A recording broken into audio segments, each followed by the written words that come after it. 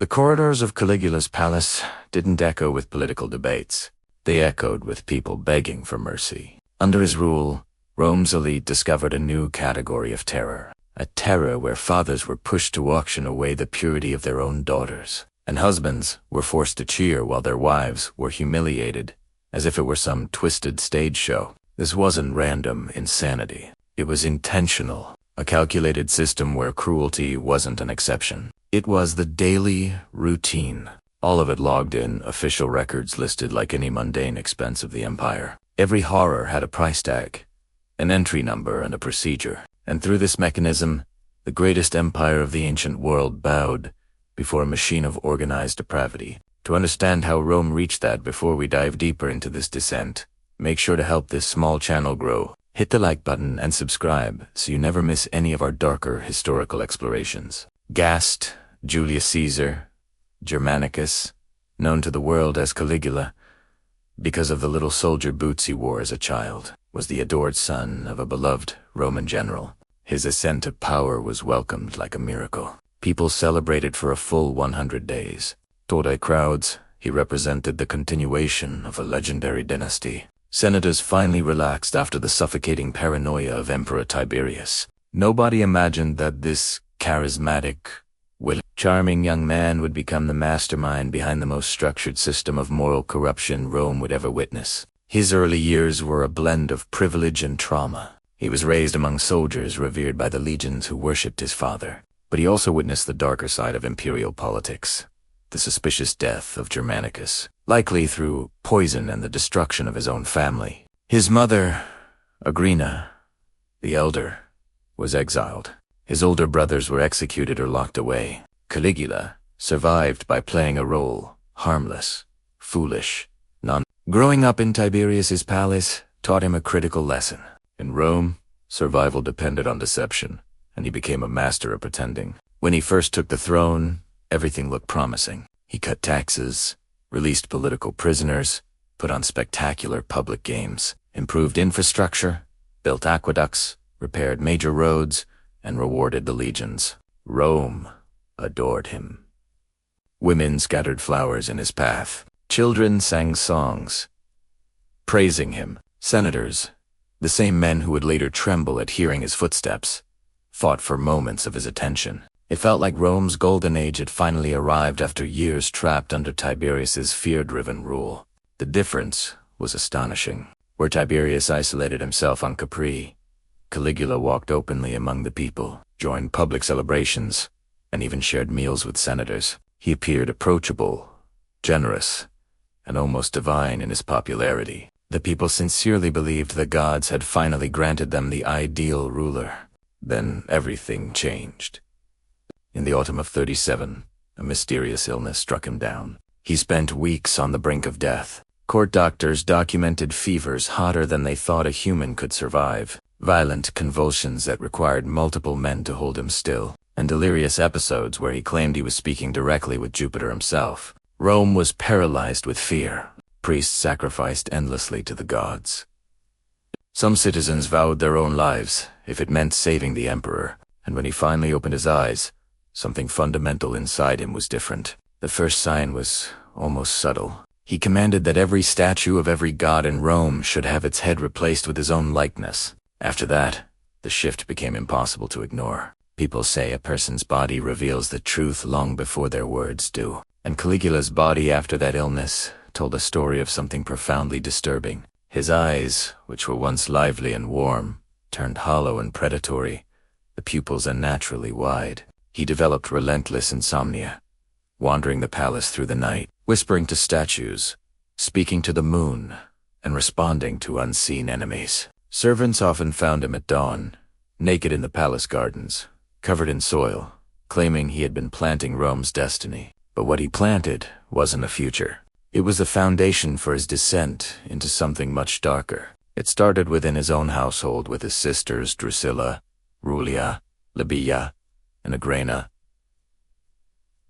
The younger, they were no longer just his family. They became the first victims of what would turn into a state policy. His fixation on Drusilla was the most extreme. He called her his Diana. He treated her as if she were his empress in public events. seating her in places reserved only for imperial wives. When Drusilla died in 38, Caligula spiraled into a frantic rage. He ordered an official mourning period so strict that laughter, bathing, and even family meals were forbidden. Anyone who displayed happiness was executed. But his grief wasn't love. It was the fury of someone who felt his ownership had been stolen by death itself. With Drusilla gone, his attention shifted to his remaining sisters and then to the daughters and wives of Rome's elite. This is where the system truly began. Caligula forced noble women to participate in acts with senators, while he observed from a specially crafted golden throne, taking notes on who seemed eager, who hesitated, and who simply tried to be polite. These notes were later used as political leverage. A senator who behaved enthusiastically toward Julia Livilla suddenly began supporting every imperial order without question. Another who showed reluctance found his young son missing, and days later returned to him harmed forever, castrated as a warning. The signal was unmistakable. In Caligula's Rome, neutrality didn't exist. Everyone could be turned into either an offender or a victim, often both. Roman Physiccia, Lucius Scriber, left behind. Writings hidden for centuries in a villa near Pompeii, detailing how Caligula forced him to examine noble women and girls, assessing their fertility and their ability to endure repeated use. These examinations were humiliating, performed in front of the emperor himself, who asked invasive, degrading questions about each woman's body. This wasn't spontaneous cruelty. It was organized, bureaucratic, executed with the same precision as a census. Rates and fees were standardized. Caligula had transformed personal depravity into a government structure, a machine designed to crush dignity, eliminate resistance, and turn Rome's nobility into obedient instruments of his power. 16 tercios for a night with a senator's wife. 2004 his virgin daughter. 5,000 if you wanted both at once. The payments didn't disappear into private pockets. They were lobbed straight into the imperial treasury, dressed up as voluntary contributions for the good of the state. The palace itself became what Caligula insisted on calling a temple of divine service, and he meant it literally. This was no metaphorical rebranding. He refitted rooms, corridors, and rituals to function like a sacramental machine. Each chamber had a name and a function.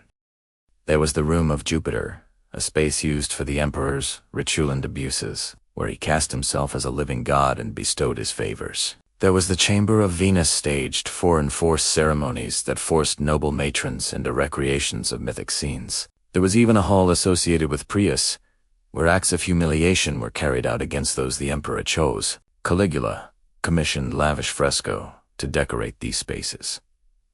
The Travertine halls that had once hosted debates about war and law now echoed two very different sounds, and the men who had built Rome, the senators, were made to walk those same corridors to hear what happened and remain silent. The system was intricate beyond imagination. First, in the chain, were senators' wives drafted into what the emperor called. They followed schedules, wore designated uniforms, sheer Syrian silks, so fine they were virtually ceremonial, and performed rituals according to strict timetables. Next came daughters. Girls as young as 12 were eased into the regimen under the pretense of divine instruction. But Caligula didn't stop at humiliation.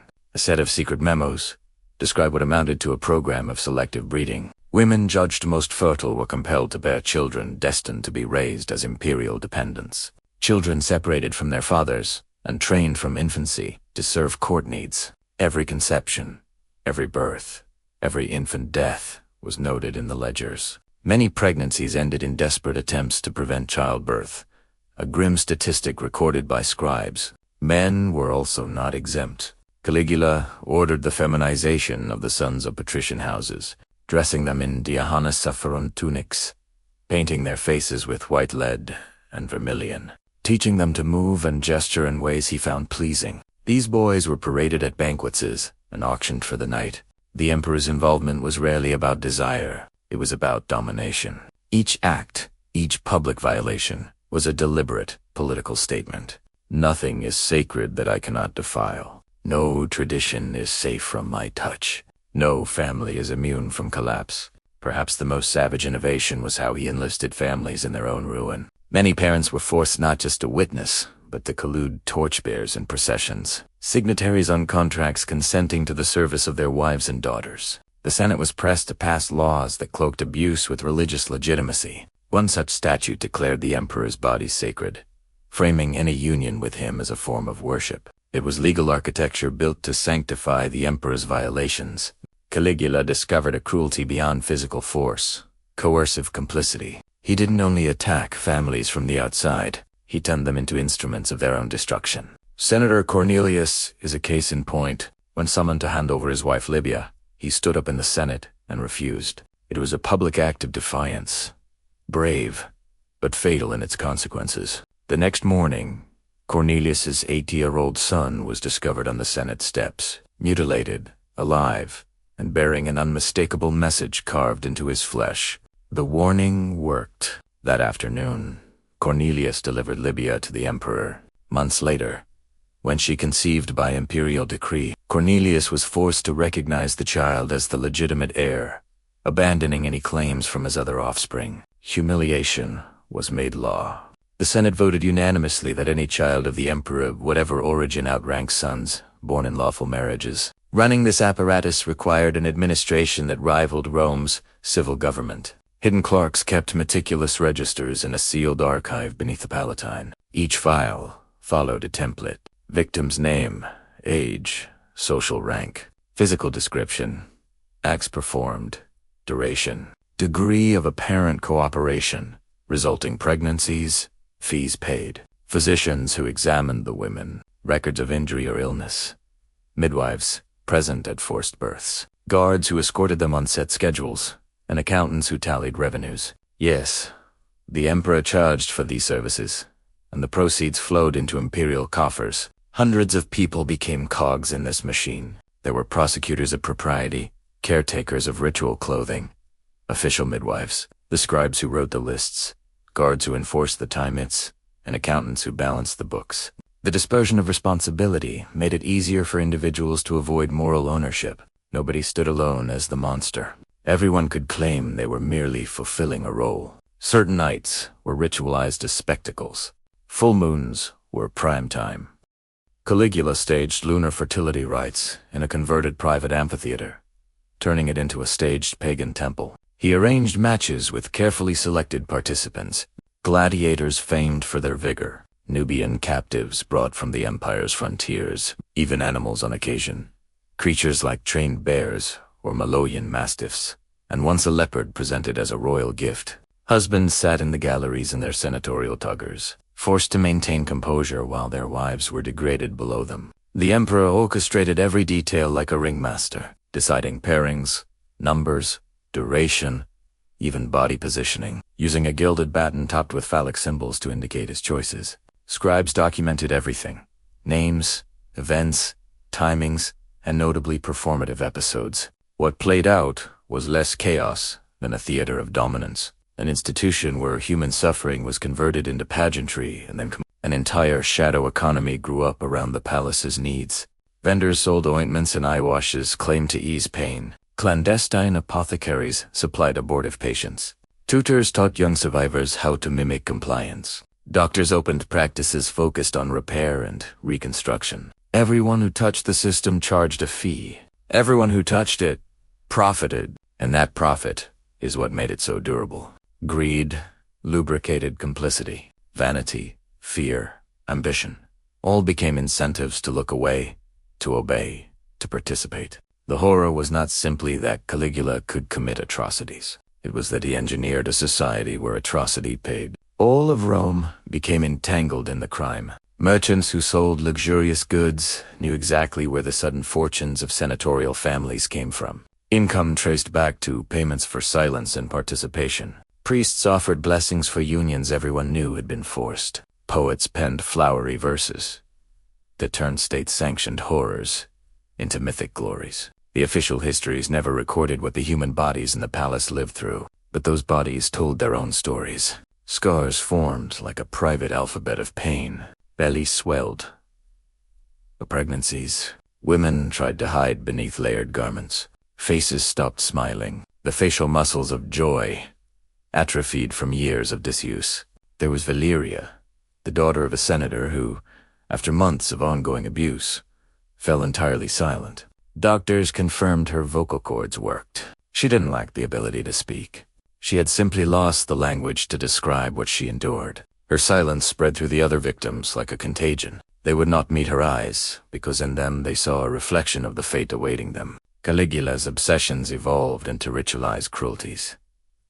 He took perverse satisfaction in making mothers watch damage done to their daughters, then reversing roles to force mothers into the very acts inflicted on their children, all while narrating the scene as though reciting poetry. This was not random cruelty. It was a warped doctrine. By destroying motherly love, childhood innocence, and paternal honor, he believed he was unmaking the moral foundations that had held Rome together. In his mind, he was simply updating the old myths. Gods who violated mortals were relics, legitimizing his deeds.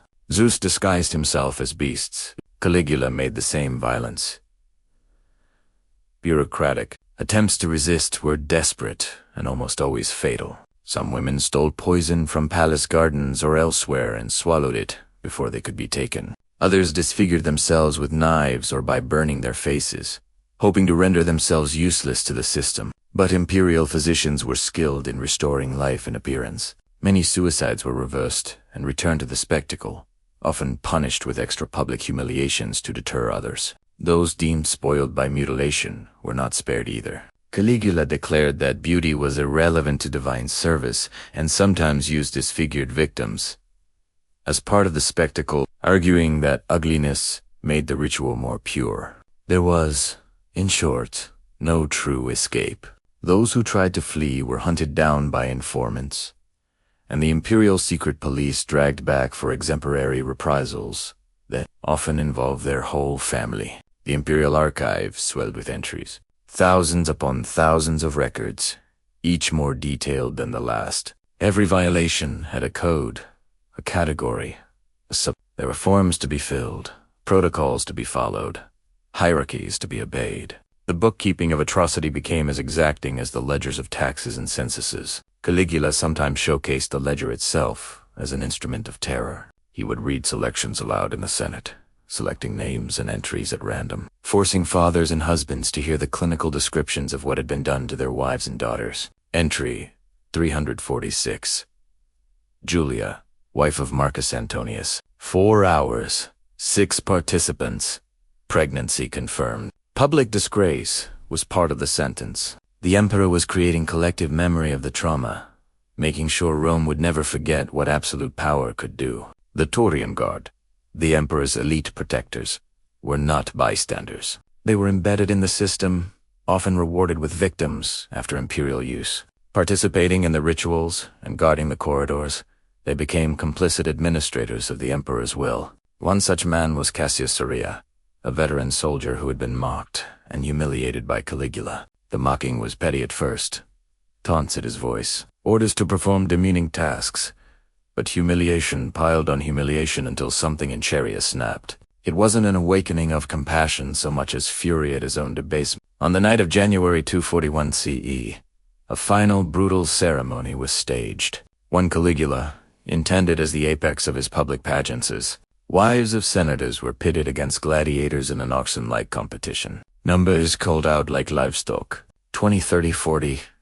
Bodies moved like automatons fatigued into submission. It was the last spectacle. The next day, as Caligula moved through an underground passage toward the theater, Cheria and a group of Taurian conspirators ambushed him. They stabbed him repeatedly. Dozens of wounds, including a deliberate strike to the genitals, a symbolic reversal of the emperor's humiliations. The irony was bitter. The same men who had helped enable the system were the ones who ended the man at its center. Caligula's wife, Melonia Sisonia, was murdered shortly afterwards. His young daughter, Julia Ducilla, barely more than a child, was also killed. The conspirators intended to wipe out the dynasty entirely. Yet, even with the emperor gone, the damage remained. The records, the pregnancies, the scars, the memories, those could not be erased by blades. The new emperor, Claudius, declared a damnatio. Statues were toppled, inscriptions were chiseled away. Coins bearing Caligula's likeness were melted down. Official memory was censored, but paper and people remembered. The children born under the breeding program grew up without knowing their origins. Victims aged with secrets sealed inside them. Fathers who had once held torches in state ceremonies could never look their daughters in the eye again. Caligula's death removed a man, not the system he had engineered. Institutions have long after the manual for institutionalized cruelty. The registers, the powers, the legal precedents did not vanish with his corpse. It could be rewritten, reissued, adapted, without protective families, without laws to shield the vulnerable. New generations learned that certain evils survive beyond their architects, passing from one set of administrators to another like a contagious legacy. In the end, the echo of that night was the most damning testament. Men applauded an act of murder with the same hands that had once held torches for the rituals. The empire moved on outwardly, but inwardly, the wounds remained. The children marked by the program, the women who carried their secrets to old age, and the men who justified their compliance, all became part of a long, dark inheritance. Caligula had not simply indulged depravity. He had written the instructions for turning atrocity into governance. And manuals once written are never truly gone.